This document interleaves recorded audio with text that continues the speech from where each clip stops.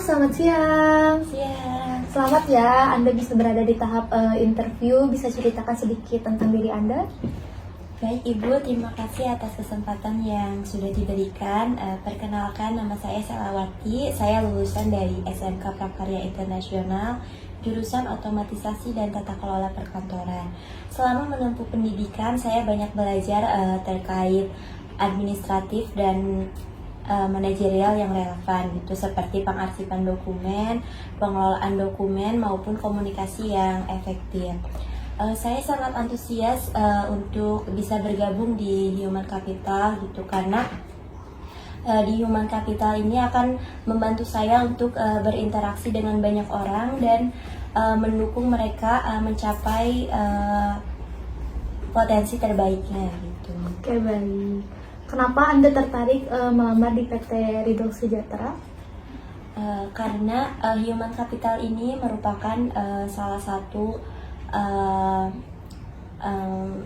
jabatan yang strategis untuk banyak berinteraksi dengan banyak orang dan melakukan komunikasi yang efektif gitu. Di sana juga saya dapat membantu untuk proses pelatihan, rekrutmen dan pengembangan karyawan, yang dimana itu akan mendukung mereka untuk mencapai potensi terbaiknya. Selain hal itu, perusahaan ini juga memiliki budaya kerja yang positif dan sangat mendukung karyawannya, yang dimana merupakan salah satu visi saya untuk terus belajar dan berkembang. Saya berharap bisa menjadi salah satu tim Human Capital di perusahaan ini. Oke, baik. Apa prestasi atau pencapaian yang yang Anda banggakan selama ini? Untuk salah satu prestasi yang membanggakan bagi saya, salah satunya adalah saya berhasil lulus di SMK Prakarya Internasional dengan predikat lulusan terbaik dan nilai tertinggi dari angkatan saya, yang dimana pencapaian ini merupakan hasil kerja keras saya dan juga kedisiplinan dan saya juga aktif di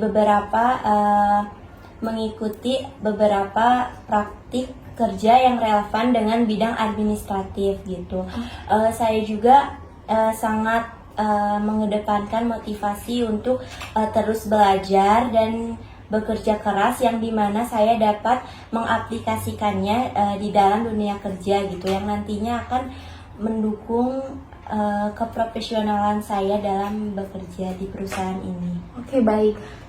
Menurut Anda nih, apa kelemahan terbesar Anda dan bagaimana Anda mengatasinya? Lalu kelebihannya apa?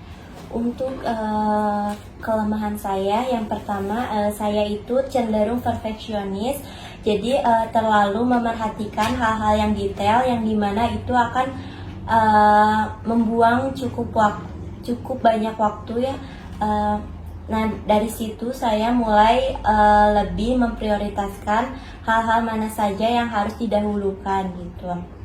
Dan yang kedua itu saya sulit untuk berkata tidak gitu. Jadi saya sebisa mungkin saya tidak menolak jika ada yang meminta pertolongan gitu. Jadinya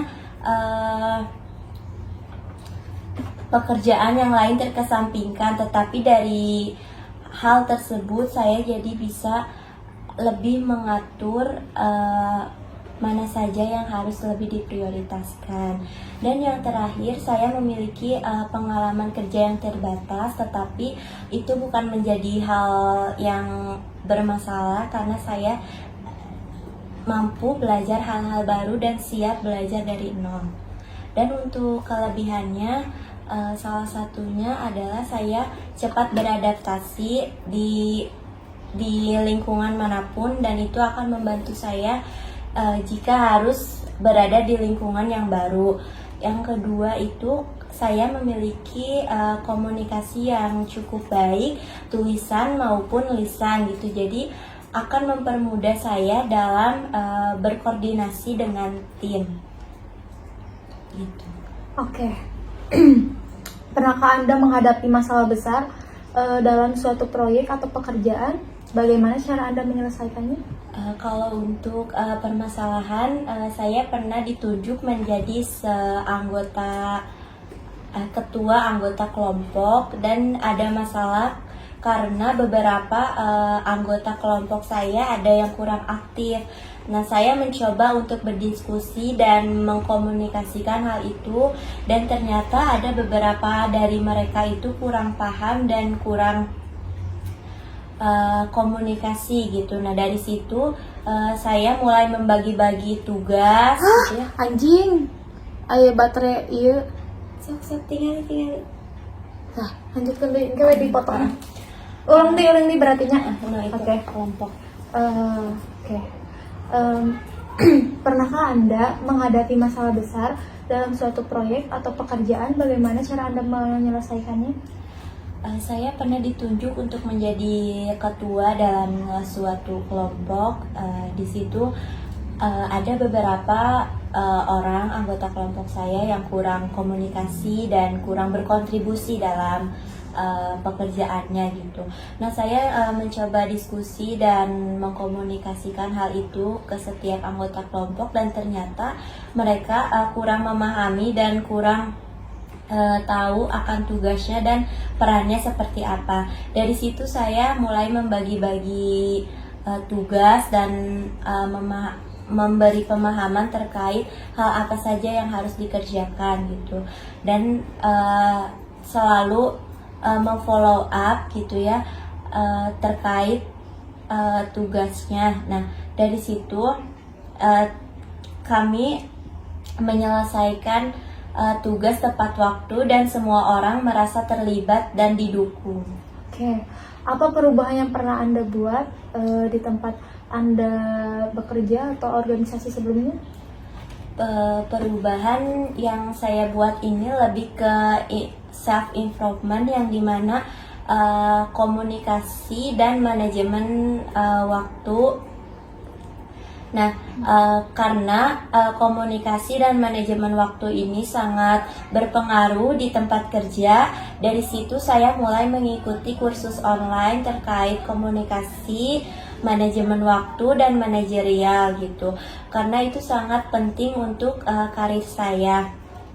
Nah, dari perubahan yang saya lakukan itu dengan mengikuti kursus, sertifikasi, hal-hal yang seperti itu menjadi hal yang membuat saya berkembang dalam hal tersebut dan siap untuk mendukung organisasi staf human capital di perusahaan. Oke, baik. Harapan ke depannya? Baik, untuk rencana ke depannya? Kalau untuk jangka pendek, saya ingin lebih banyak pengalaman dan meningkatkan skill saya di bidang staff human capital gitu. Dan untuk jangka panjangnya, saya ingin menjadi seseorang yang profesional dalam bidang staff human capital, dan saya ingin terus belajar hal-hal terkait proses rekrutmen, pengembangan karyawan, dan juga pelatihan kerja yang nantinya akan menjadi sebagai bahan saya untuk meningkatkan potensi di bidang ini dan menjadi dan membantu terkait kesuksesan perusahaan. Oke, menurut Anda nih, berapa gaji yang sesuai dengan posisi ini dan pengalaman Anda? Lalu fasilitas apa yang Anda harapkan dari perusahaan untuk mendukung kinerja Anda? Kalau untuk terkait gaji, mungkin setelah melakukan riset, saya melihat kalau gaji di jabatan ini itu sekitar 4-5 juta. Tetapi mungkin Ibu sendiri nanti bisa menilai dari hasil pekerjaan saya, kekompetenan saya dalam mengerjakan tugas, dan juga kontribusi saya di dalam perusahaan ini. Kalau untuk fasilitas yang saya inginkan, mungkin Salah satunya itu fasilitas yang menunjang pekerjaan yang menjadi suatu keberhasilan untuk proses pekerjaan yang akan saya kerjakan, dan juga fasilitas seperti pelatihan atau sertifikasi, kursus online yang nantinya akan menjadi pengembangan bagi diri saya dan juga akan membantu dalam proses kesuksesan perusahaan. Oke, baik. Untuk interview hari ini sudah beres. Nanti saya infokan lebih lanjut untuk kedepannya. Terima kasih banyak. Selamat siang. Terima kasih juga Ibu untuk kesempatannya, ditunggu untuk kabar baiknya Ibu. Oke, baik.